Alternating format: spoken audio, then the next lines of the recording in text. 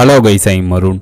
நெல் வைக்கோலை பயன்படுத்தி ரோடு போடக்கூடிய ஒரு டெக்னாலஜியை உருவாக்கி இருக்கோம் அப்படின்ட்டு central council of scientific and industrial research organisations தெரிவிச்சிருக்காங்க. அதை இன்னும் கொஞ்சம் டீட்டெயில்டாக சொல்லணும்னா, வழக்கமாக ரோடு போடுறதுக்கு பயன்படுத்தப்படும் தார் பெட்ரோலியம் பேஸ்டு பிட்மெண்ட் தார். இதற்கு பதிலாக அக்ரிகல்ச்சர் வேஸ்ட் நெல் வைக்கோல் கலெக்ட் பண்ணப்பட்டு பைரோலிசஸ் என்ற சயின்டிஃபிக் ப்ராசஸுக்கு உட்படுத்தப்பட்டு பயோ ஆயிலா கன்வெர்ட் பண்ணப்படுது. அந்த நெல் வைக்கோல் பயோ ஆயிலா கன்வெர்ட் பண்ணப்பட்ட அந்த நெல் வைக்கோல் பியூரிஃபைட் மற்றும் அப்கிரேட் பண்ணப்பட்டு பயோ பிட்மெண்ட் தாரா உருவாக்கப்படுது.